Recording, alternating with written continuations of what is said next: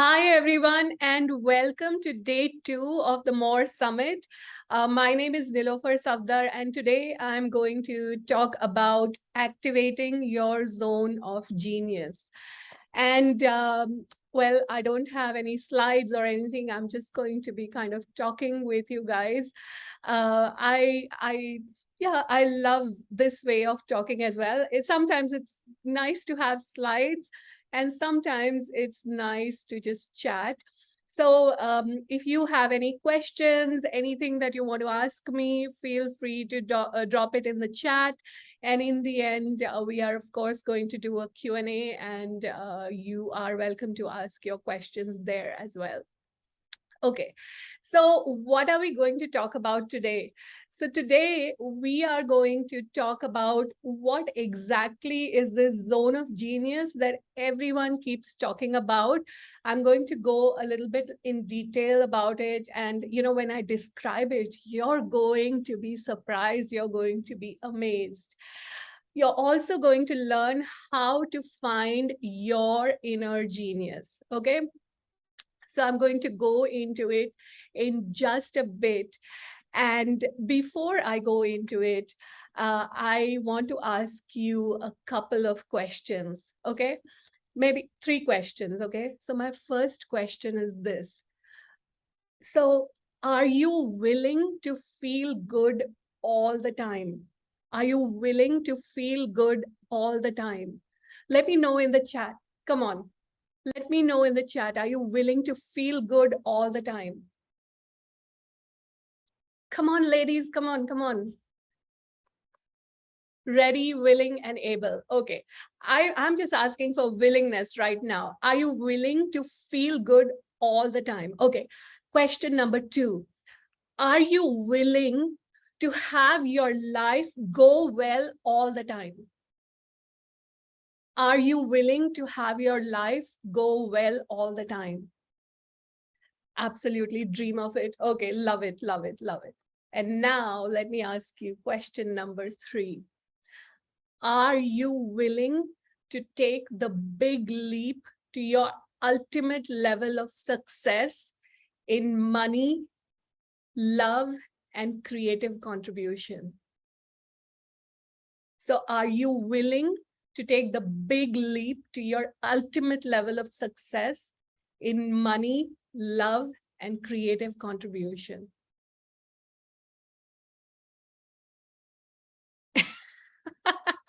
I love it. Already leapt and flailing about in a free fall. Yes, yes, yes. Guess what? Do you know what you answered yes to? You answered yes to leaping into your zone of genius. Isn't that amazing? And here's the thing, ask yourself these 3 questions every single day. Ask yourself these 3 questions every single day. And although I don't have slides or anything, I will, make available to you my notes so you guys can read through my notes. Yeah. So these 3 questions, the moment you say yes to these 3 questions, you are saying yes to leaping into your zone of genius. Okay, so I'm going to keep looking at my notes and talking to you. So if I don't respond to your chat, just give me a moment. I'll come back to it in a little bit. Okay, so now let's talk about what is the zone of genius.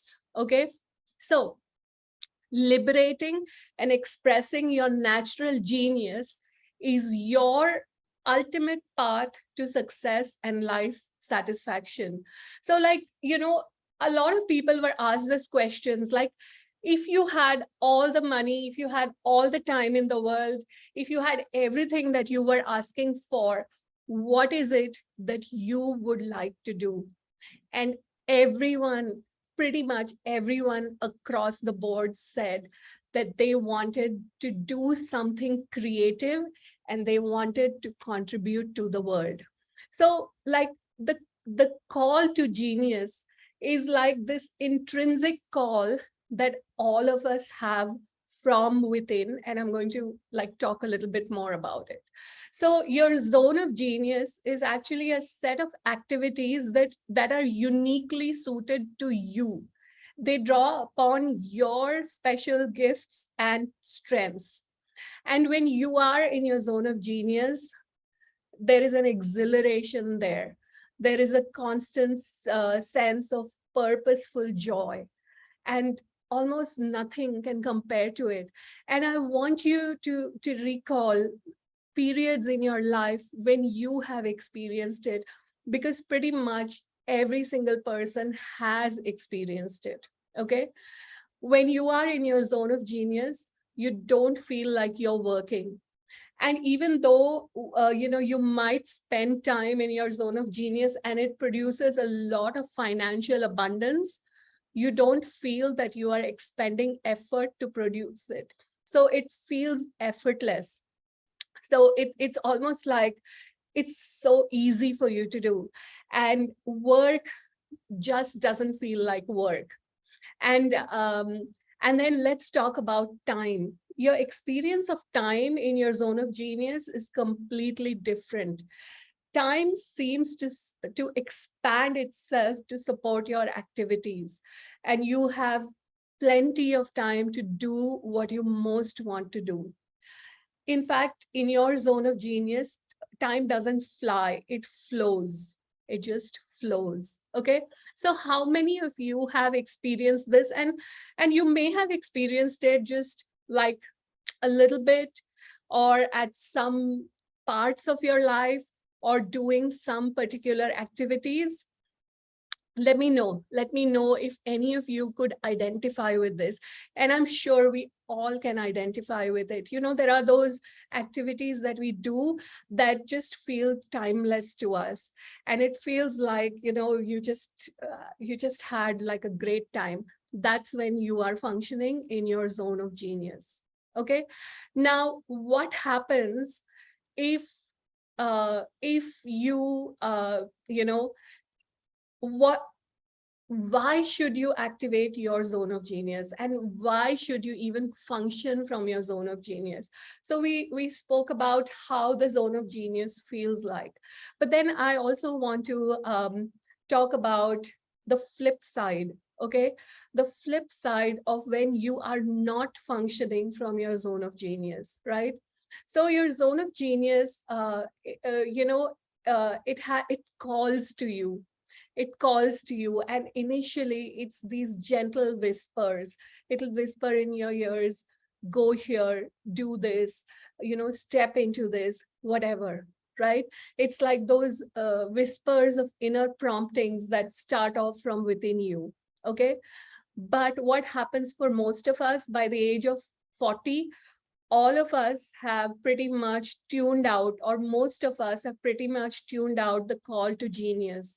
And because we've tuned it out, we start getting loud, repeated alarms in the form of depression, illness, injuries, relationship conflicts. Like, have you experienced it? Where you might find yourself in a job that you don't really enjoy doing, but you're just doing it for the sake of money, or you find yourself getting burnt out in your job, or you find yourself getting overwhelmed or whatever. So this is when we don't heed our call to genius. And these alarms are reminding us to spend more time feeding our natural genius and letting it do its magic in the world. Okay. So now to come back to me a little bit, and who am I and why should you listen to me? My name is Nilofer Safdar. I facilitate people to activate and live in their zone of genius most of their time. I've written 7 books, all of which were international bestsellers. I had a TV show in India called The Nilofer Show, and I'm the creator of the world's first genius diagnostic software. Okay, so now let's once we have talked about genius, would you like to know how to discover your genius? Yup, triggered flare-ups. Who wants to know how to discover your genius? Yes. So I'm going to talk about discovering your genius today. I hope you guys have pen and paper handy because yes, we're going to do some pen and paper work. We're going to be, doing a little bit of mental stuff. And of course, you can go and play with it a little bit. Okay. So discovering your inner genius is the first part. Okay. But living in your zone of genius all the time or most of the time is taking the conversation to the next level. Okay. So today I'm going to talk about 4 factors which will help you to discover your inner genius and then live in your zone of genius all the time. Okay, so first I'm going to just uh, read out what the 4 factors are, and then I'm going to go in detail with all the 4 factors. Okay, so take notes. Okay, take notes. So the first factor is your genius zone. So your genius zone is composed of not just one thing. It is composed of a multitude of things. Like, have you noticed that you are really great at so many different things? So it's just not one thing. It's composed of a lot of things. So even though this is the first one, I'm going to talk about it the last, and this is the one that we're going to do the pen and paper work with. Okay. So number 1 is your genius zone. Number 2 is the ULP. ULP stands for upper limit problems. Okay. And I will talk about this also. Number 3 is body wisdom.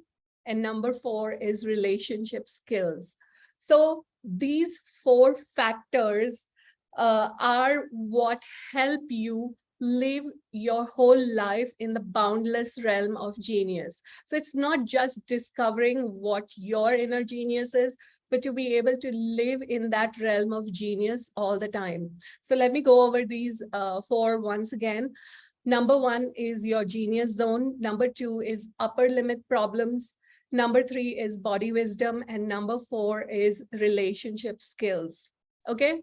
So I'm going to first talk about upper limit problems. How many of you have heard of upper limit problems? Who knows what upper limit problems are? Has anyone heard of upper limit problems? Thank you so much, Karma, for your notes.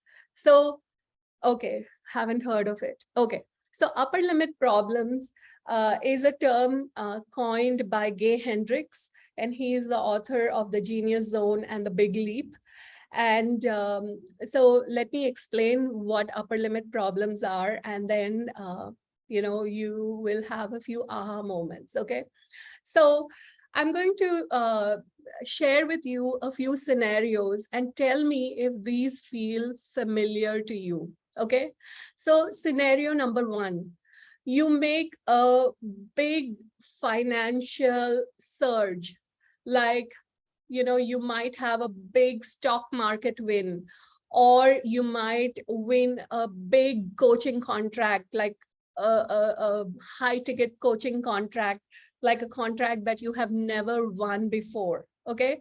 Or you just have like a financial windfall. Maybe you receive a bonus or something like that. Okay. Now, almost before you've had a chance to celebrate, an argument or an illness or some other negative occurrence throws a wet blanket on the good feelings. Now, how many of you have experienced this kind of a thing? Has anyone experienced this?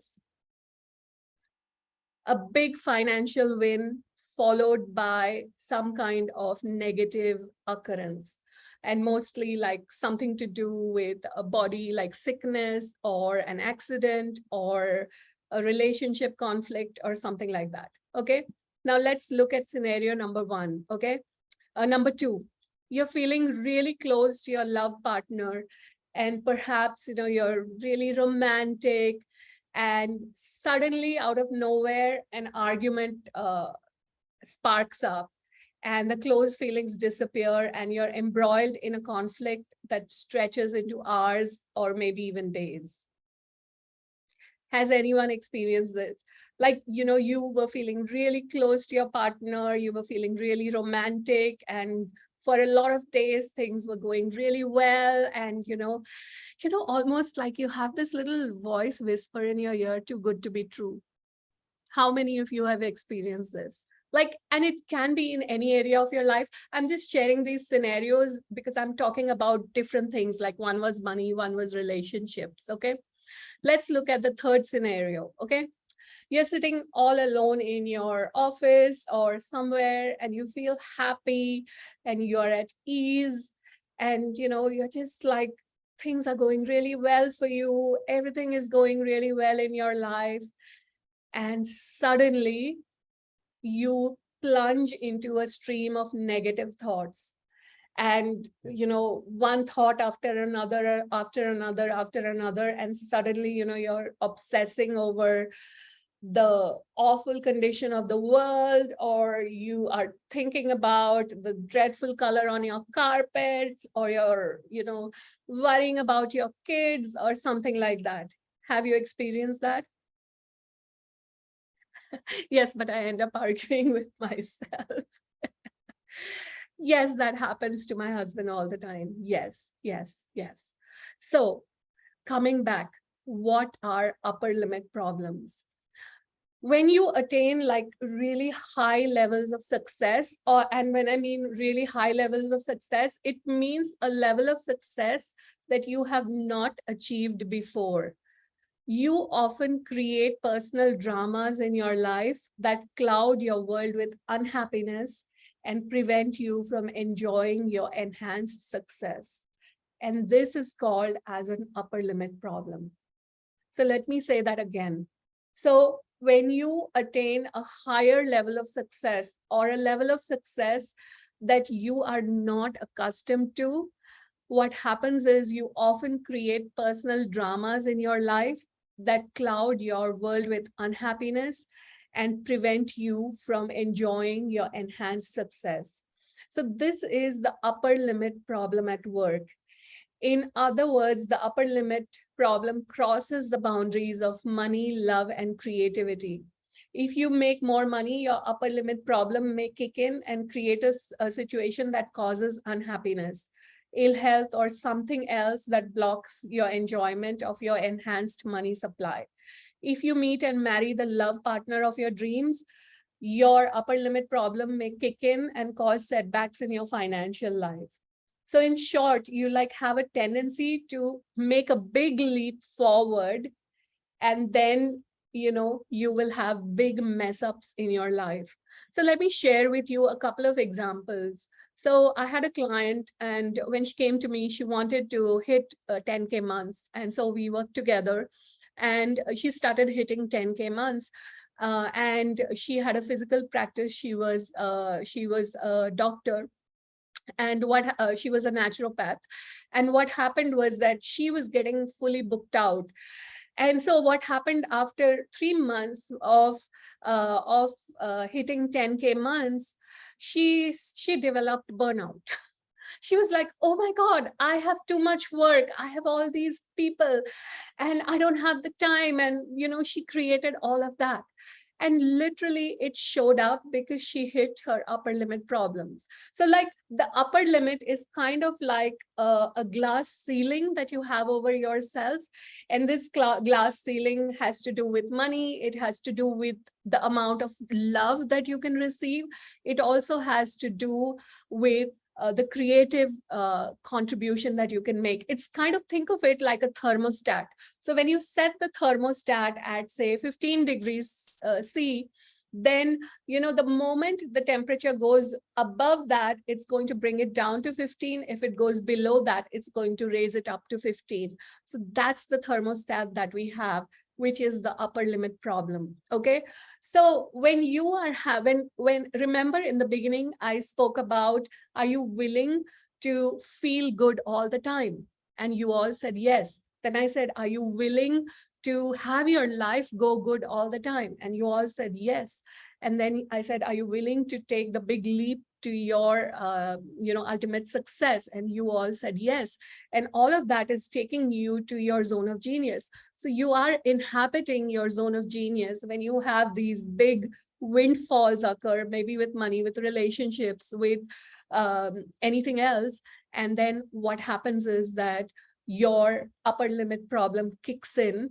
And so wherever you went, it brings you down. It's like a rubber band effect. It brings you down. Okay. And all of us have experienced it. You know, that time when you look at your life and you go, oh my God, things are going too well for me, and I'm waiting for the other shoe to drop and things like that. All those are upper limit problems. And in a moment, I'm going to talk about the upper limit problems that you experience in your daily life. Okay.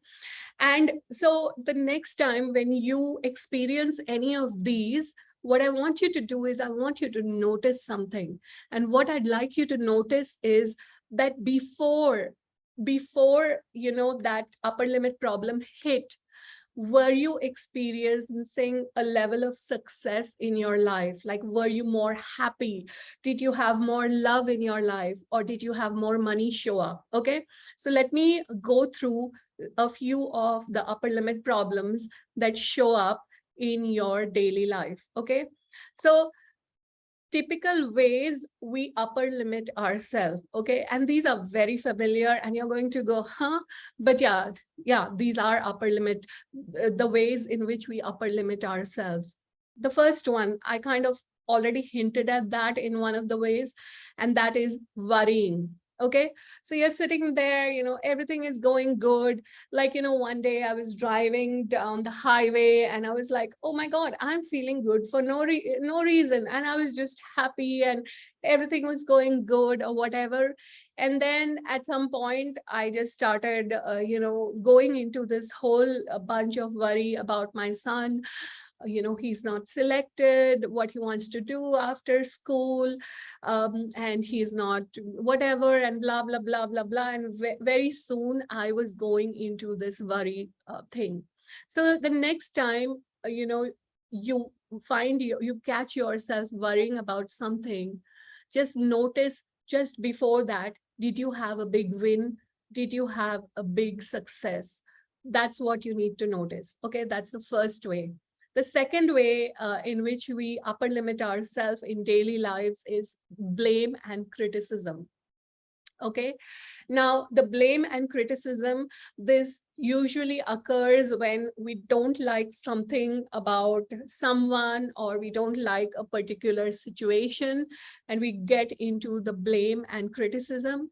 The blame and criticism can also be self-blame and self-criticism. Okay, now again, I'm giving you a little bit of homework, and here what I want you to do is I want you to notice the next time that you are getting into blame and criticism, or self-blame and self-criticism.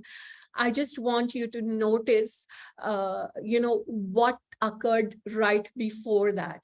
Was it something that, that did you have something go really well in your life? And so you will get into blame and criticism. Okay. The next thing is getting sick or hurt. Now, I am so familiar with this. I am so familiar with this.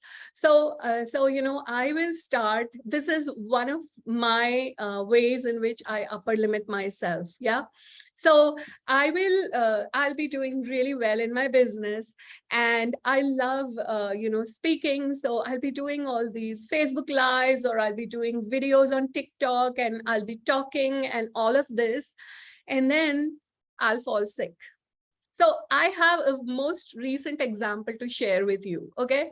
So I posted a video on TikTok, and guess, it went viral. It had right now it has like 178,000 views. Okay. Right after my video went viral, guess what? I got COVID. So it's literally like, this unprecedented level of success you get, and then you will upper limit yourself and bring yourself back. The number of times I develop something in my throat, when I'm really I'm really active, I'm talking, I'm doing launches in my business, things like that, I'll have something show up in my throat. That's a way in which I upper limit myself. A lot of times accidents can be ways in which you are upper limiting yourself. So the next time you fall sick, okay, or you have a little accident, I want you to notice what occurred just before that. Did you have a level of success with money or love or happiness, and then you upper limited yourself and you bounced down? So tell me, is this like giving you some aha moments, some light bulb moments, or, it feels like I'm just talking to myself? But anyways, the next one, and this one, I think every one of us do this, and it's called deflecting. Okay. So if someone gives you a compliment, you just brush it off. Someone, thanks, Sheila. So if someone gives you a compliment, you just brush it off. Like if someone tells you, oh my God, you look so pretty in that dress. Oh, this old thing. Oh, I just got it from my thing. So it's like you can't receive when people are giving you a compliment. That's also one of the ways your upper limit is touching you. Okay. So these are different ways in which we use upper limits to stop ourselves in our daily life. Okay. There are a few more upper limit things, but I'm going to talk about it in factor number 4. I spent a year working on that one. I used to deflect all the time. So I practiced saying thank you and then shutting up. It was hard. Yes, absolutely. Absolutely. I totally get it. I totally get it. When I used to initially get emails praising my books or praising any of my stuff, I would go, if you just knew the reality, you wouldn't be praising me. That was my internal thing. But now when I do receive it, I just go, thank you. And I'll have some more. I'm asking for more to show up. Okay, cool. So now, yes, exactly. We dim our light because of that as well. Absolutely. Okay. So number 1 was upper limit problems. Okay. No, this was number 2, actually. Number 1, I'm going to go in the end. So number 3 is body wisdom. Number 3 is body wisdom. Okay. Now, let me ask you this question. Okay. All of us have bodies, right? Just pinch yourself or just touch yourself to know that we have a body. Our body is the way in which we express ourselves in this physical reality, right? But most of us think that we are a talking head on a stick. Most of us go around life like a talking head on a stick.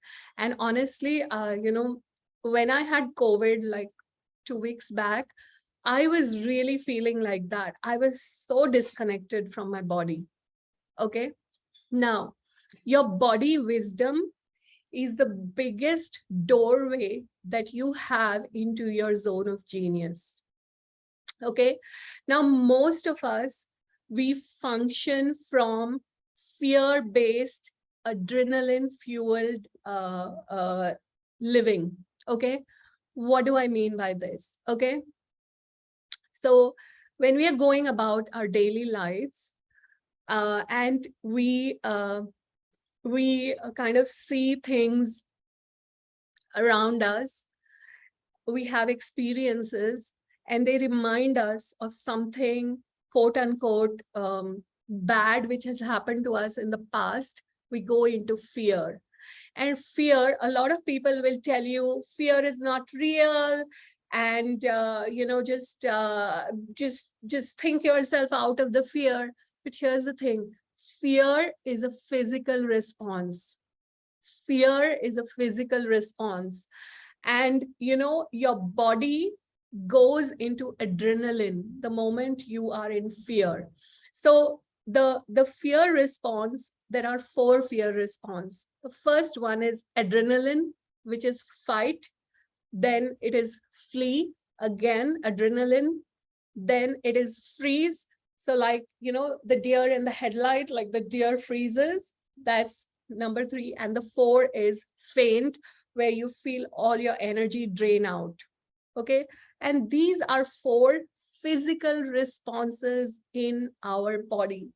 And most of us function from this fear-based, adrenaline-fueled living. So when you go into fear and adrenaline spikes up, and in that moment, like the blood flows to your extremities and you're all set to run and all of that.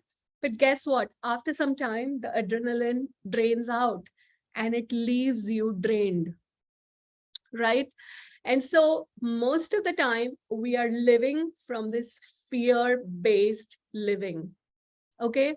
Now, when you start living from the whole body way of living, okay, your whole body way of functioning, okay, what happens is, like, you must have heard of uh, emotional quotient. Okay, so there is something called as the body quotient, and this is coming from the body intelligence. Okay, so when you shift from fear focused adrenaline fueled living to full body intelligent living, what you're doing is you are engaging the body intelligence, which expands our perspective beyond fear into the rich wisdom that we carry in ourselves. So body intelligence includes all the feelings and inner experiences. It opens us up to heightened well-being, and it opens our perception based on curiosity and possibility rather than scarcity and prejudice. And so here's the thing. Here is the issue. The issue is that we are engaged so much in the fear-based living that we don't open ourselves up to our body wisdom. Okay, we are not aware of our breath. In fact, when you go into the fear-based response and you observe your breath, you're just doing this shallow chest breathing. We don't have awareness of bodily sensations. We don't know the difference between thoughts, feelings, and body sensations. And when you actually become aware of your body intelligence, then these small shifts will actually transform your relationships, work, and money flows. So a lot of work that I do with my clients to actually shift people from the fear-based stuff into the body intelligent way, we work through the body. Okay, does that make sense? And if you have any questions, if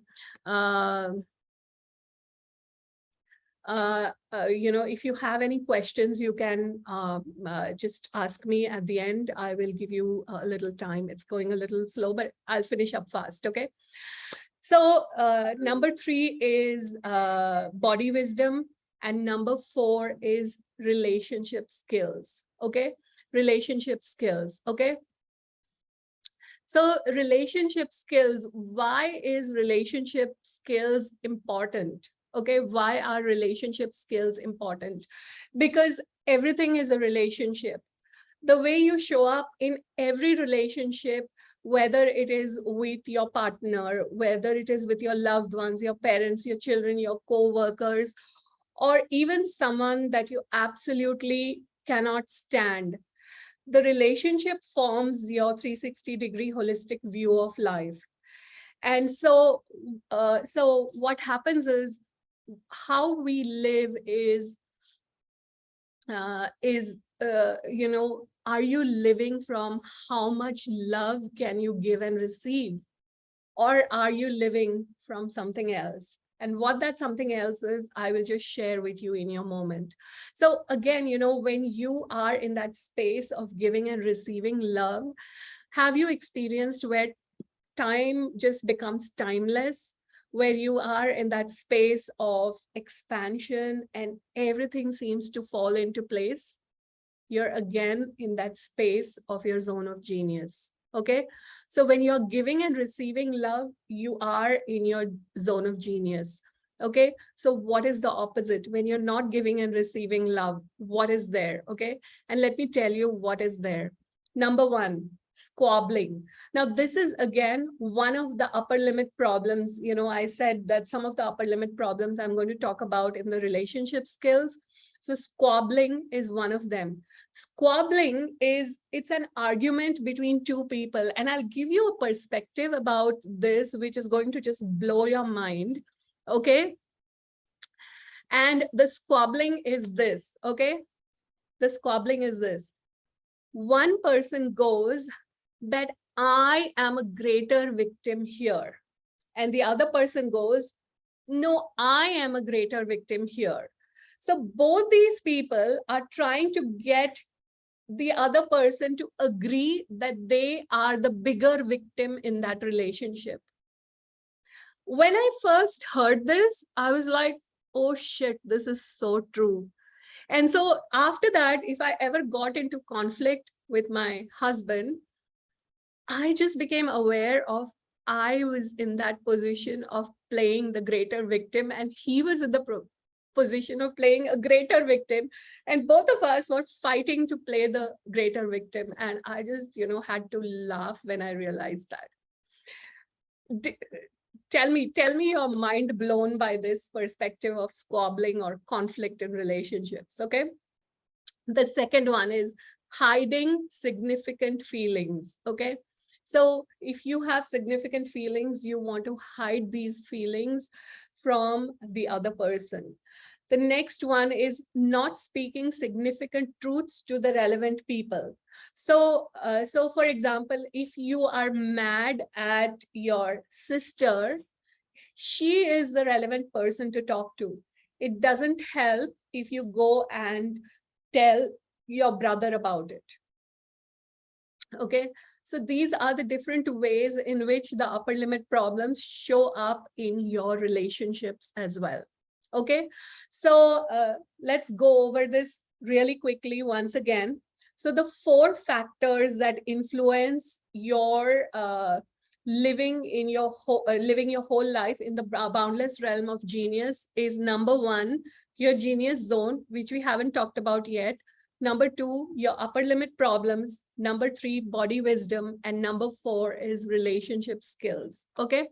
So now, do you want to know how you can find some layers of your genius? Who wants to know? Let me know.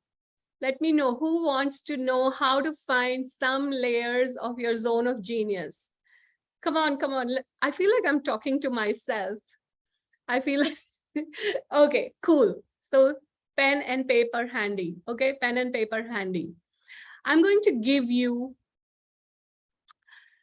so in this part, we're going to look at 2 questions, but I'm going to give you 4 additional questions. Number 1, you're trying to find out what is my genius, okay? And number 2 is how can I bring forth my genius in ways that serve others and myself at the same time? So in this part, you're trying to answer these 2 questions, okay? So genius question number 1, okay? And write this down. What do I most love to do? What do I most love to do? I love it so much that I can do it for long stretches of time without getting tired or bored. What do I most love to do? I love it so much that I can do it for long stretches of time without getting tired or bored. Would anyone like to share any of your thing coming from this? So for me, in my case, it was, I love to do virtual summits. And so for me, it was, I would love to wake up early in the morning at 4 a.m. and do my summit interviews because I just love to do virtual summits. Okay. So that was one of my things that I love to do. Okay. Feel free to share your thing in the chat if you would like to. Okay. Genius question number 2. What work do I do that doesn't seem like work? What work do I do that doesn't seem like work? What work do I do that doesn't seem like work? So I can do it all day long without ever feeling tired or bored. So what work do I do that doesn't seem like work?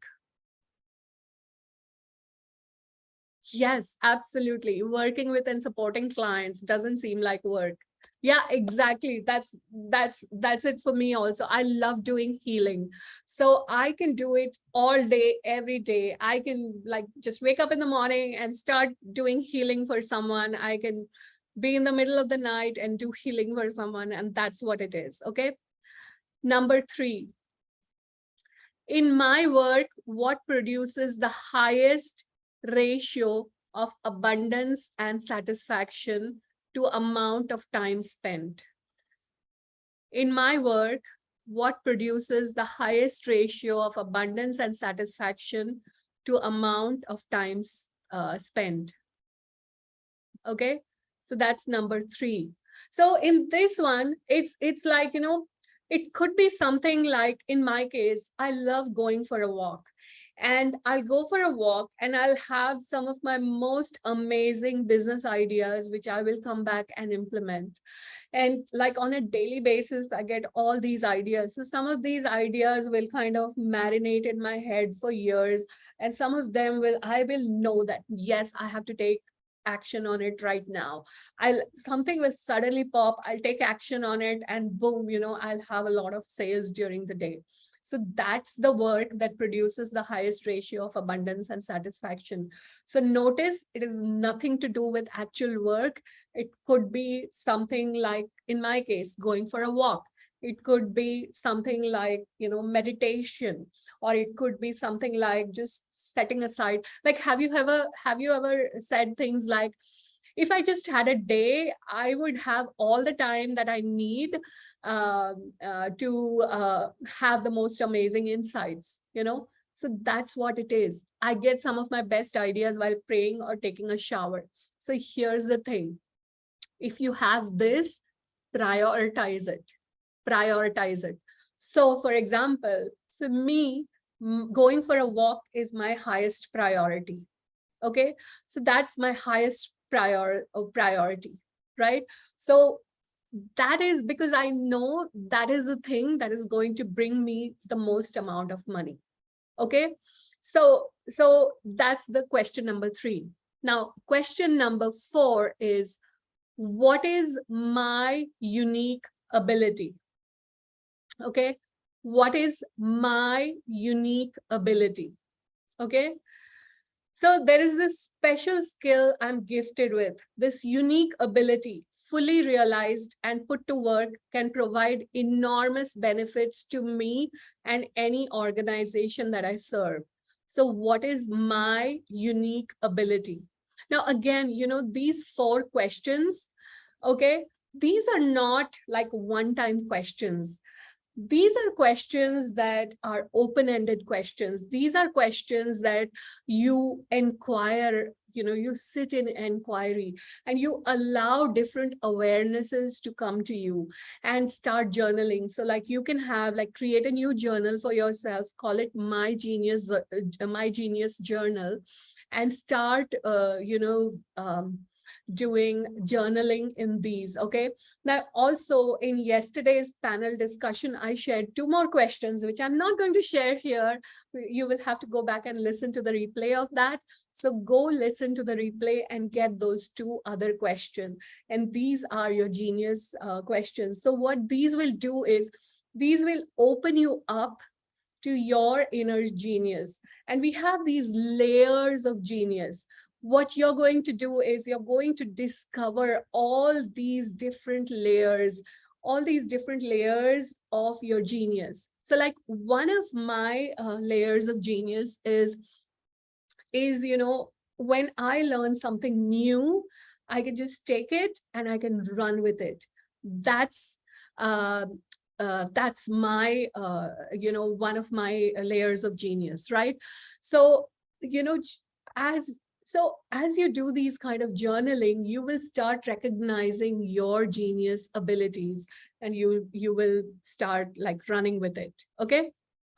Now, so we are done with this. So in this part, like these four factor, like this one particular factor, like your genius zone, this helped you to discover some of the layers of your inner genius. Like it's going to help you to discover some of the layers, and all of you are already getting ahas and insights of some of your layers of genius, and it is the starting point. Now, in order to find out how to live your whole life in the boundless realm of genius, you have to consider all four factors. And what are the four factors? Your genius zone, the upper limit problems, body consciousness, and relationship skills. So in order to live your life in the boundless realm of genius, you need to consider all these four factors together. Now, let me ask you this. If there was a way to find out what your zone of genius is and how you can spend the majority of your time in it, would you take it? Because you can. So what if I told you that there was a really easy way to pinpoint what's stopping you from not only discovering your own inner genius, but also living in your zone of genius all the time? And here's the best thing, you don't even have to pay for it. You don't even have to be an Einstein, a Picasso, or a Jobs. So all it takes for you to recognize your inner genius is to have a little faith. And when you have a little faith, you will be rewarded with a deep insight into you. You will know what stops you from living in your zone of genius. And you will have insights, awareness, and ideas to pinpoint what some of the issues are. And so I'd like to introduce the Genius Diagnostic. So what do we do in the Genius Diagnostic? We look at all the four factors. We look at your genius zone, the upper limit problems, body wisdom, and relationship skills. And in each of these four factors, we are going to identify all the things that are working for you. So what this means is that all the things that are supporting you to live in your zone of genius, then we're going to identify all the things that are not working for you. So all the things that are stopping you from living in your zone of genius. And then what this diagnostic does is it gives you recommendation on how to get the things to work for you in each of the factors. So you don't need to meditate on a mountain standing on one foot, or you don't need to chant affirmations till they're coming out of your ears. You don't even have to waste precious time and energy on doing things that you have no talent for. And this diagnostic can be done in as little as 1 hour. So if you would like to get the Genius Diagnostic, I'm gifting it just for people who are on the More Summit. So heed your call to genius and book the Genius Diagnostic. I'm going to drop the link in the chat. So if you would like to take it up, it's absolutely free, and it will identify for you what is working, what is not working, and what's stopping you from living in your zone of genius. So do you have any questions? If you have any questions, let me know. Just raise your electronic hand, or 1 minute. I'm going to what am I going to do? Yeah. Just you can unmute yourself if you have any questions, and I'm happy to answer any questions. I have a question. Sure, Karma, go ahead. If you're like me, multi-talented, multi-passionate, how do you identify your unique ability? Because you might have many and you're not sure which one's unique. So what do you mean by unique? Okay. I So guess, what do you mean by unique? exactly. So let's clear that up first. So unique means that it's unique to you, and it's unique to all the life experiences that you have had. So if, for example, if you are a person who coaches people on getting their books published and a bestseller, okay, the way you do it is really unique to you. Okay. So somebody else, the way they do it will be very different. So this is your unique ability, and it is the ability that you are really great at and you absolutely love doing. So, all those 4 factors, you absolutely love doing it. Doing it doesn't feel like work. You are absolutely great at doing it. And, you express it in your unique way. So in that way, all of us have, that's why I said there are layers of genius. So you have all these different aspects of genius. So for example, I just shared that my unique ability, one of my unique abilities is that I can just jump into something and I can teach people that really well, right? That's one of my unique abilities. And what that allows me to do is it allows me to learn something really fast, and it allows me to teach that or facilitate my clients with that really fast. So that's adding to my layers of genius, right? It's supporting. So what will happen is that the 2 questions we spoke about yesterday, plus the 4 questions that I shared with you today, if you start, really contemplating on them, if you start journaling on them, you're going to become aware of so many of your layers of genius. Then the next thing is to start living those layers, right? And that's where, the ULPs come in and the other things comes in, which stops it, which again, you need to know how to navigate. Did I answer your question? Absolutely. Thank you for asking. Anybody else? If you have any questions, feel free.